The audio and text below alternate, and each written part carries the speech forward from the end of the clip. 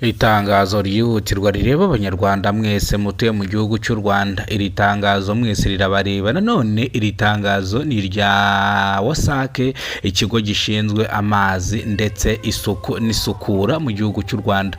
WASAC yagaragaje imbogamizi abakiriya bagize mu mwaka wa 2024.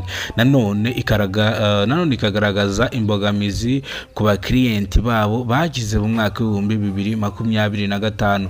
Bisobanuye yuko rero izi mbogamizi zombi ngiye kuzibasobanurira kugira ngo musobanukirwe, ariko WASAC yongera kwibutsa abantu bakoresha amazi ya WASAC cyangwa bafite amarobine mu rugo bakirimo ibirarane ndetse bisanga by'umwaka wa 2024 batereye agati mu menyo bakaba baranze kwishyura ano mafaranga.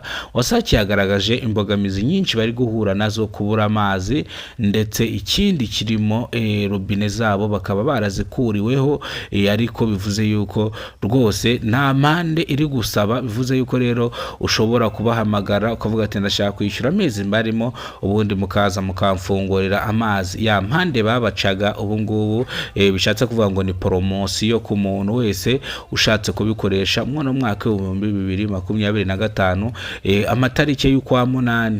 Bivuze ngo nibigera mu kwa 9 tayari poromosiyo izaba yakuweho. Bivuze ngo rero itangazo rirareba abanyarwanda mwese mutuye mu gihugu cy'u Rwanda, ariko kugira ngo ndambure rino tangazo mbabwire ibikubiye mwari no tangazo, ikintu mugiye kubanza gukora ni ugukora subscribe ugafungura inzogera ukazajya ubona amakuru mu gihugu cy'u Rwanda. Nge mugiye kubana nitwa Urinzwe n'Imana Emmanuel, ariko abanzi ku mazina ya Kidasamura urw'inkorogoto bakora rugakonkoma.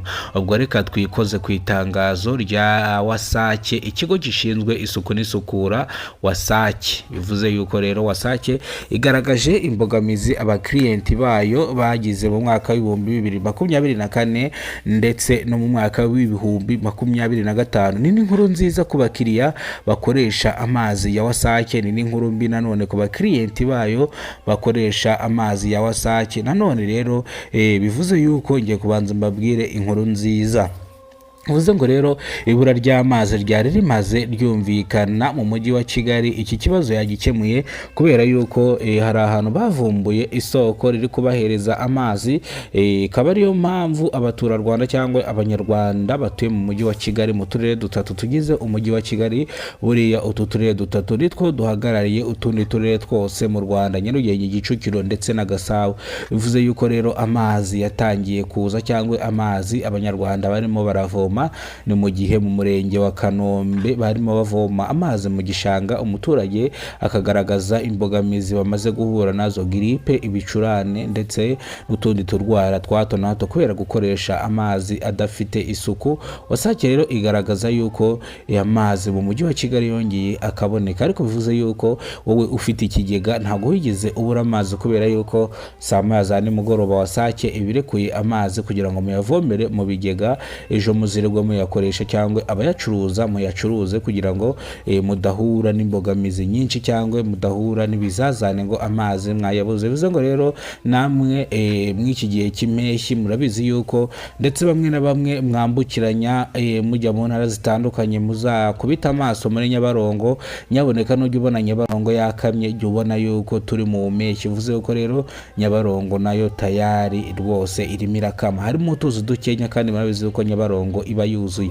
Bivuze ngo rero mw'iki gihe cy'impeshyi bisobanuye yuko amazi arayibura, ariko ikigo gishinzwe amazi WASAC cyabashyize igorora kivuga yuko amazi ari munange rwose nta kibazo mugomba kugira. Rero iri tangazo niryo nayo nabageneye kuri Kidasamura TV Rwanda. Nimbere bwo Rwanda rugize ko n'umuyoboro wa Kidasamura TV Rwanda, kora subscribe ufungura inzogera kugira ngo uzajye ubasha kubona amakuru mu gihugu cy'u Rwanda. Ariko ndaza kugaruka ku kigo gishinzwe amashanyarazi REG yagaragaje nanone imbogamizi abakiriya batuye mu karere ka Rusizi bahuye nazo, kubera ko ngo barabashinza gutwara cash power zabo ntibazigarure. Ariko REG yavuze yuko impamvu izi cash power batazigaruye zari zarangiritse bihagije, ahubwo yarindiriye kugira ngo ibagurire izindi cash power izibashyire. Ni mu gihe bano baturage baba bari mu cyiciro cya mbere bakaba izi cash power batazishyura.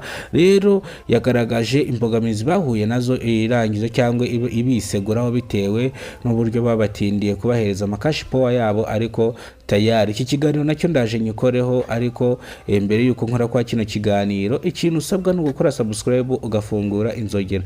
Nge nitwaga Urinzwe n'Imana Emmanuel, urw'inkorogoto bakora rugakonkoma. Murakoze cyane, Imana ibandindire ibahe ubuzima buzira umuze. Ngiye kuza ngaruka cyangwa ndambura itangazo ry'ikigo gishinzwe